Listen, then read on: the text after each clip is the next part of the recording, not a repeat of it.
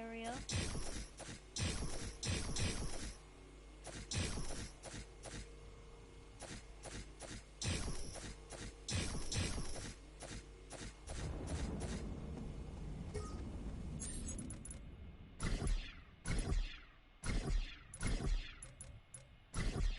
Now, if I was a new player, like a very, very bad player, then I think that this is just a wall because I don't say enough when obviously this is not what the walls look like. Like, I may tell a bit, but still.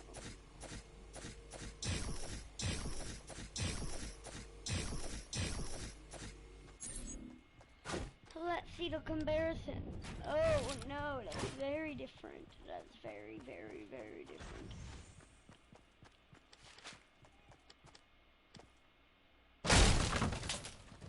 Holy no. How dare you do that? Holy. That made a straight cut through. Just going through there. Walking around at the speed of sound. Yeah, I should have put. Come on, be creative because I've been staring all the.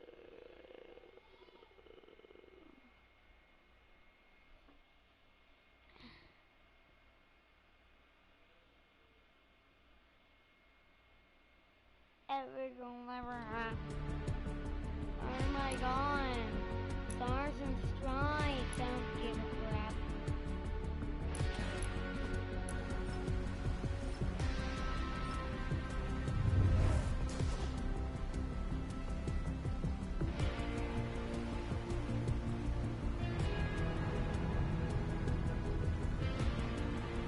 Oh yeah.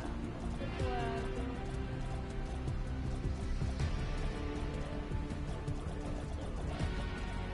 Oh my god. Oh yeah, Mr. God. Oh my, oh my, oh my.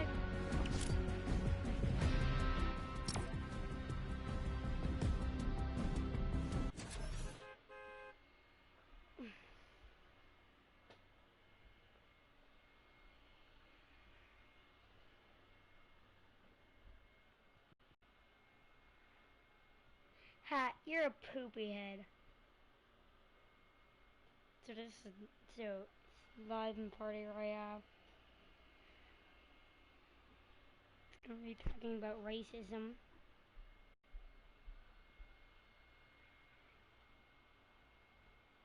YouTube monetization, don't strike me. But these are good people. They're being, yeah. Cause how did Dante not get a copyright strike? Wait, no, not copyright. What do you mean copyright? Demonetize. Demonetize. Okay. So everyone's over there. I'm guessing it's over. I don't think there's been any.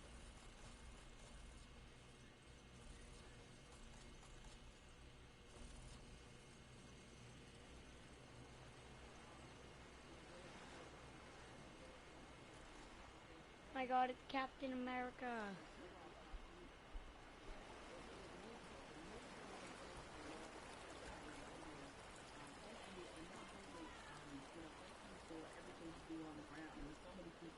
I mean, I knew that you tell the truth the way it needs to be told, but a lot of people during this time of crisis have been exposed to you and understand that, I mean, you really are for the people. This is called We the People. This is you all day long. So thank you for all the work and all the inspiration, all the words, everything that you're adding to this conversation, and more importantly to this action. With that said, we have to say goodbye, but we don't have to get out of here just yet because I'm gonna toss this on to my brother Van Jules, who can take it from here.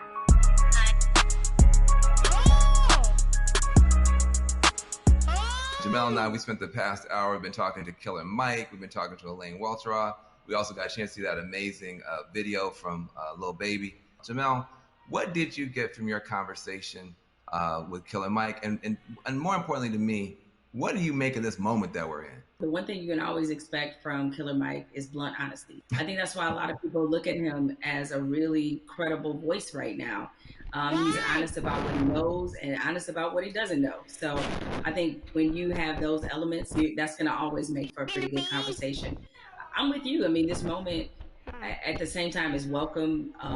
It's also a little bit surreal in terms of what took us so long to get here to make sure that we're not always starting from ground zero every time we have to have a significant conversation about race in this country. Why do you think it's different this time? Because I mean, there have been videos before, and yet people still now act like they're shocked. Help me understand what's different this time from your point of view. What's your theory? It's two things that I think stood out about the George Floyd video. One, there was no yeah, but. And granted, in my mind, we've seen videos where there was no yeah, but people nevertheless invented a yeah, but. But in this one, there really wasn't one, even if you were Stretch Armstrong trying to stretch and find one, there just wasn't one. What always has just stuck with me is the look on this officer's face as he was kneeling on George Floyd's neck. It was so cold. It was as if this were Thursday. And he showed such a little emotion, remorse, any emotion you want to name. He didn't show any of that as he killed a man in the middle of the street with bystanders looking on. So I think that situation, coupled with the fact we had already been reeling from Ahmaud Arbery, we had already been reeling from Breonna Taylor. And even though the situation wasn't fatal, there was definitely a storm of frustration at what happened with Christian Cooper. So this all together leads us to this moment where finally, even the most adamant naysayers who wanted to pretend as if this wasn't a structural problem, what could they say? I mean, there was nothing else that could be said. And I think everybody who was already fed up decided now is the moment, now is the time. The world has slowed down because of COVID-19. If we are going to address this, this needs to happen now. I've never seen 20, 30 million white people asking black people for leadership. That's interesting because they start, well, what do you want me to do? I'm like, well, I don't know. Google is a powerful tool. I don't know. I'm realizing now, though, that this is an honest question. How do you think that we as African Americans and our allies can rise to meet a moment like this and actually accept the fact that we may actually have a couple million new allies? And how do we deal with that? That's new for us. I'm glad you used the word leadership because there's a difference between us being put in a leadership position and us being put in an educational position. The educational part, we are long past, right? Like we don't want to be educating anybody else about race. We're not here to soothe you. We're not here to make you feel better. But leadership is something different. And it looks different depending on how you want us to take that leadership. Certainly, we are accustomed to being a voice on these issues. We're accustomed to setting the agenda. It's fine if we continue to lead in that direction. I think what we're looking for is if this were, a relay race, we want to pass the baton and we want you to be able to say, okay, here's what we've been feeling about this issue. Here's what needs to happen to change it. The other part of this race is that you got to be willing to run it just as hard and as fast as we are. Because if you're not, that's why we remain stuck in the flying pattern that we've been in for hundreds of years and decades as we've tried to reconcile this issue. So we have to figure out what is the most useful way of allyship. We see a lot of people throwing statements around. We see a lot of people throwing money around. We need that to be a focused effort, and more importantly, to be vocal about it. I can't take any more double-sidedness. There can be no more other-siderisms, if I may make up a word, meaning that you give over here and you're a company that is like, yeah, Black Lives Matter, except for in my boardroom where they don't, or except for in my organizational chart where they don't. So I'm done with that, right? Oh my God. That's great. Charity's great. Charity doesn't change structural racism, right? What changes it is when you actively look in your building and ask, why aren't there more Black people in this building, in this boardroom, in this C-suite? So the allies that we have, what you can do, change the structure and cultures of your companies, of your businesses, of wherever it is you have influence. Start there. The thing I try to tell people is, it puts us in a no-win situation. I want our white sisters and brothers to be better educated and to care more. But but I don't want to have to bear the burden of trying to teach and educate all the time. The reason you pay tuition is because it's costly to educate someone. You coming up to me and saying, educate me, that's costly to me emotionally and from a time point of view. Also, I think we have to be very honest. Nobody would go up to somebody and say, teach me Russian in 5 minutes. And by the way, make me feel good about it. But I mean, you wait, hold on a second. Like, you want me to teach you about racism, which is the history of race in America is just as complicated as Russian. And you want me to teach you that in 5 minutes. And also, if I make you feel bad about it in any way, now I got to be your therapist too. And like you said, soothe you or whatever.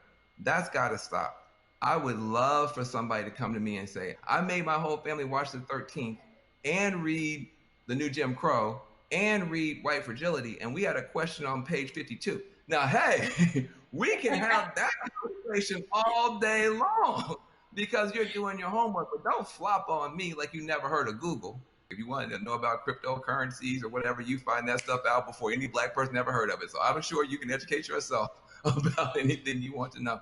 I have to say something to you because I've never gotten a chance to talk to you. I feel like I know you because I'm such a big, mad, crazy Stan and fan. But I love you to death.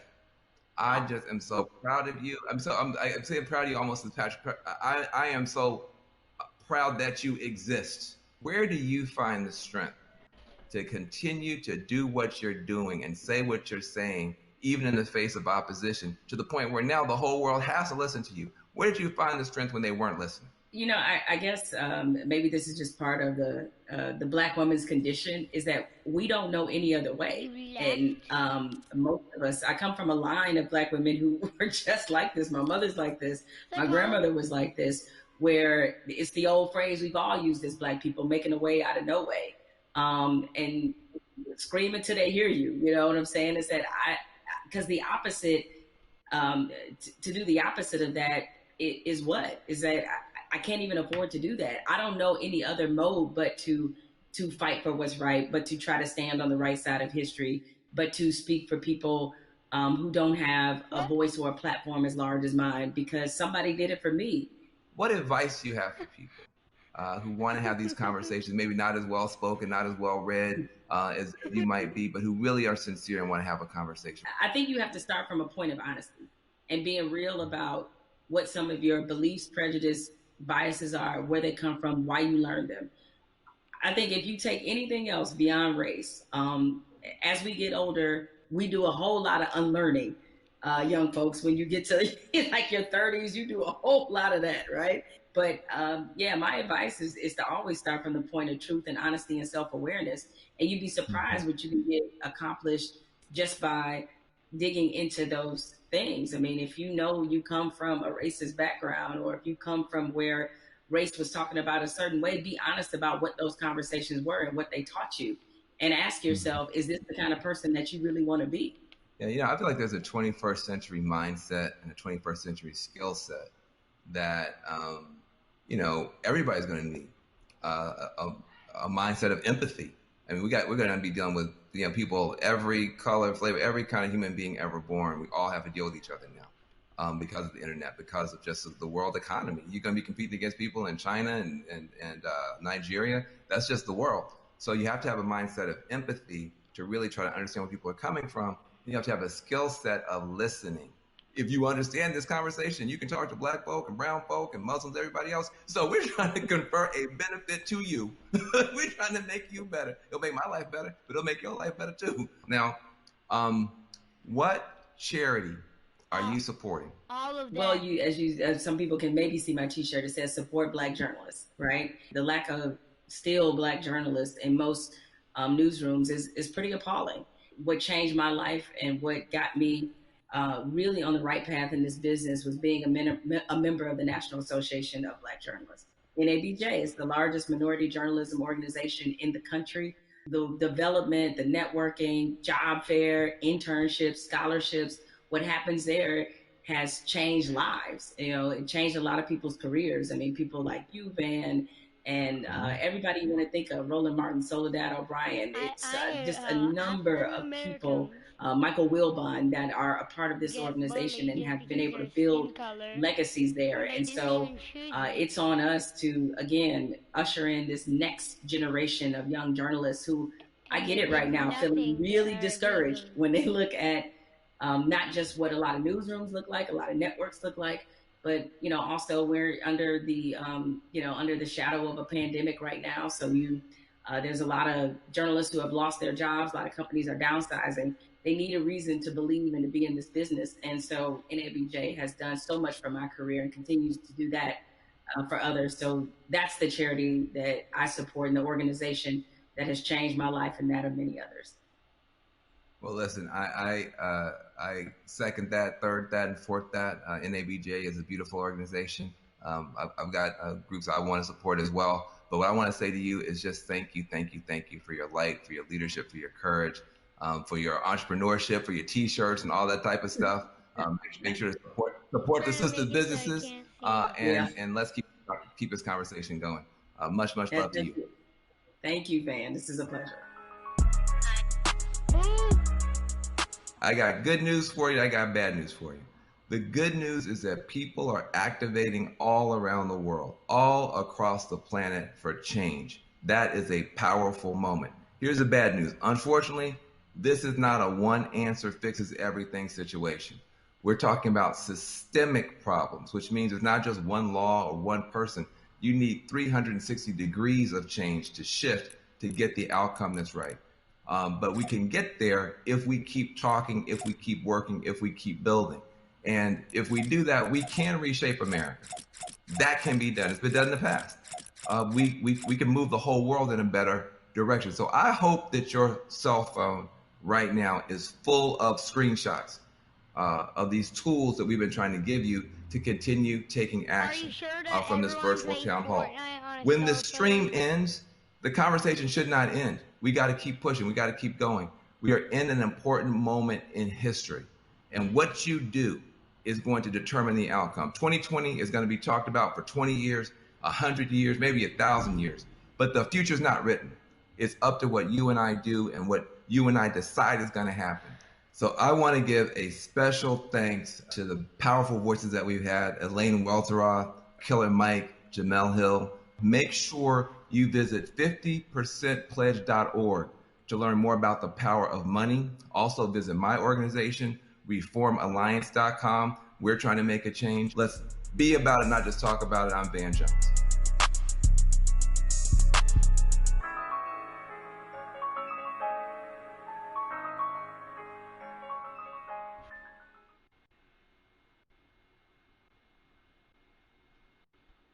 Is that it?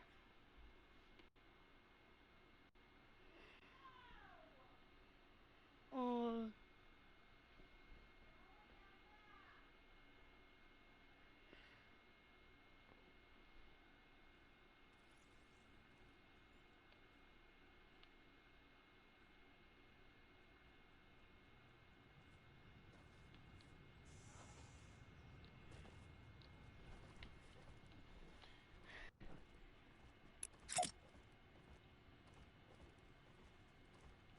London, Rico, are getting closer. Na, na, na, na, na.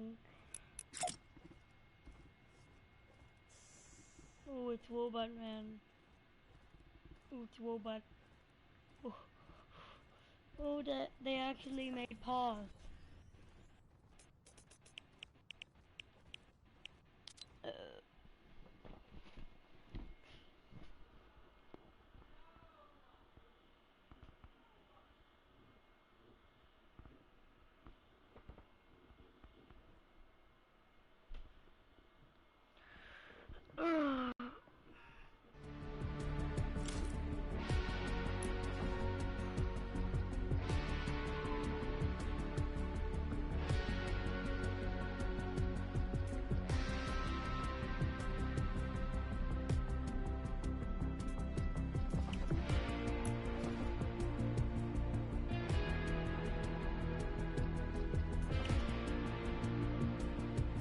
Oh no, this is going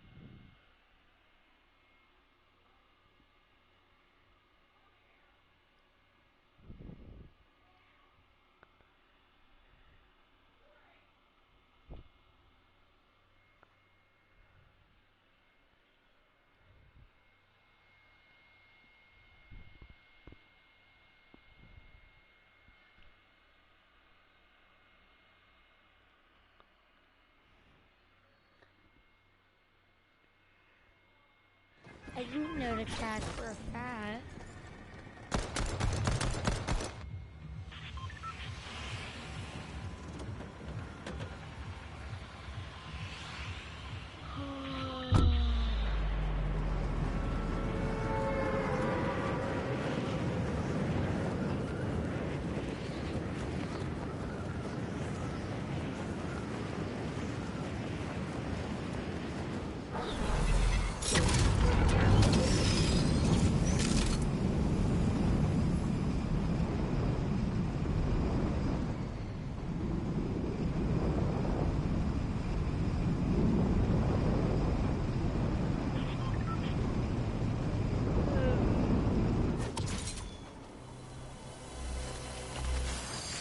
Oh my god, oh, Wavy, Nelly, Heavy,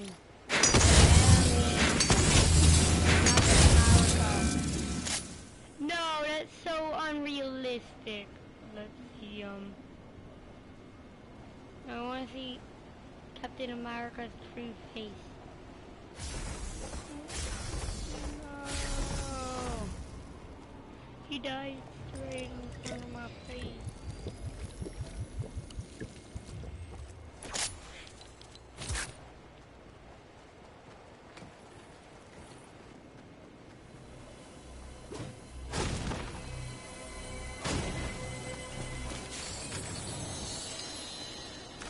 Kentucky Fried Chicken, Kentucky Fried Chicken, Kentucky Fried Chicken, Kentucky Fried Chicken, bang bam, bing bam.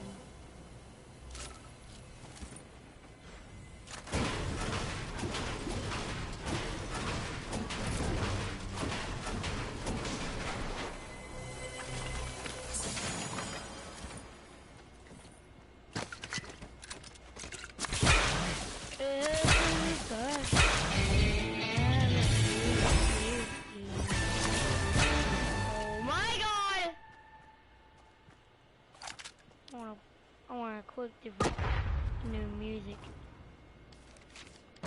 Did someone just shoot a flare gun from 15 miles away?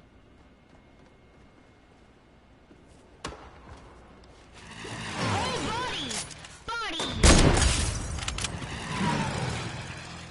You don't have to do that.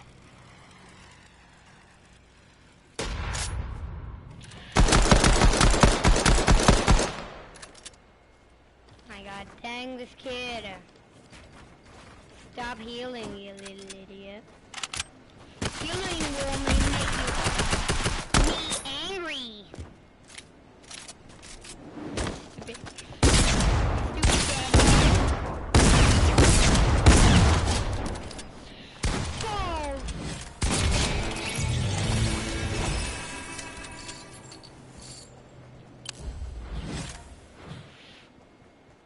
So.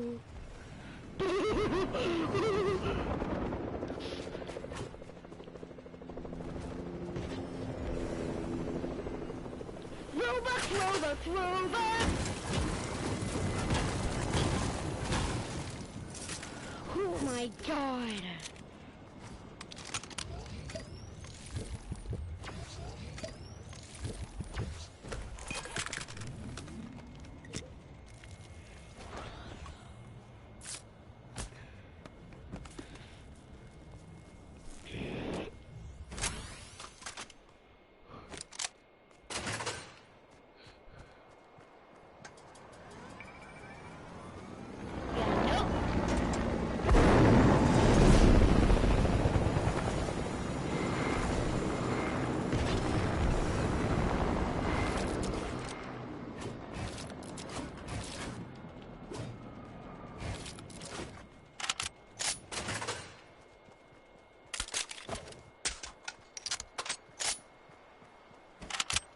And then you mix it in your body, crap it all out.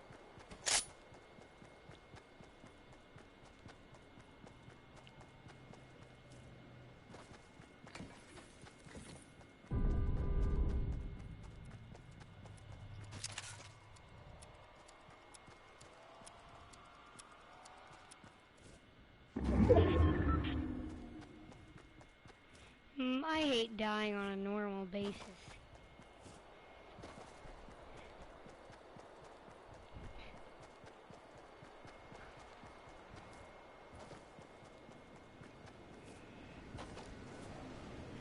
And we mix it with our butt, and then you mix it in with your body, and crop it all out. And then you mix it in your body, and crop it all out. Girl, I hear noobs, which makes me very angry that there are noobs here. Can't believe the noobs. So much noob, guys. Noob.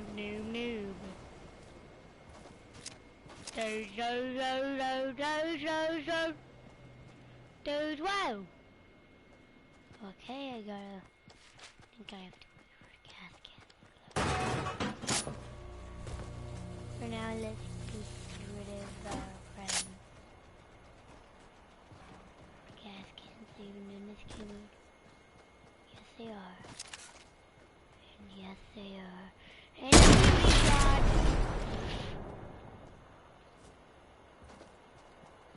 What? And then you mix it with your body. Knock it all out. We're good at this game, bots. We're good at this game.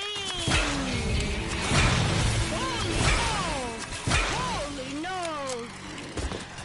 And then you mix it with your body. Crap it all out. The thing is, what makes it worse is these players. Can I even call them players? They're so bad. They're very bad. And then you mix it with your body. Oh my god.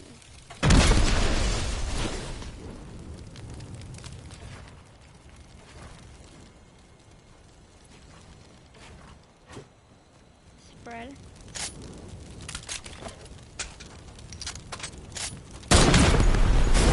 Oh yeah, I forgot. It only does that with wood. Spread it. Oh god. And then you mix it with your body and crap it all out. What was that guy thinking? Getting a med kit inside of batter.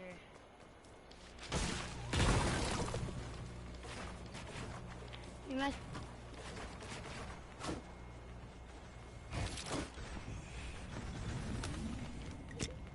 And then you mix it with your body and crap it all out.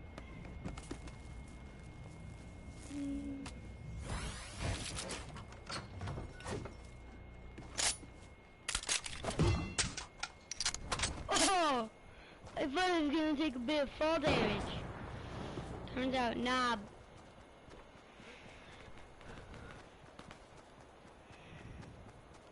And then you mix it with your body and crap it all out. I'm about to get my 15th LPM win. And it's going to be very easy, but also very hard. Because everyone's sweaty. But freaking games are easy, so I like games.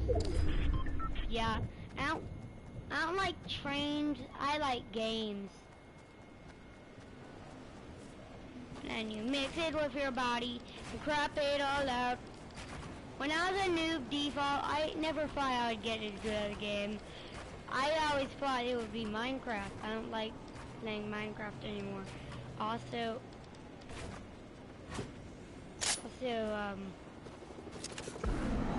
tell me videos I can do for content. It won't let me play Minecraft for some reason. Oh, balls! Oh, balls!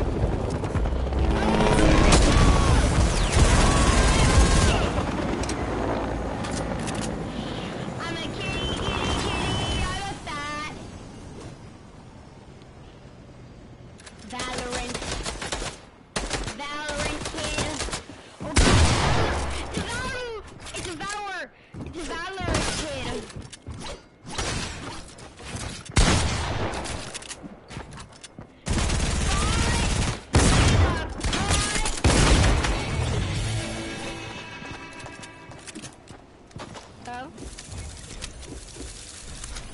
got nothing for that.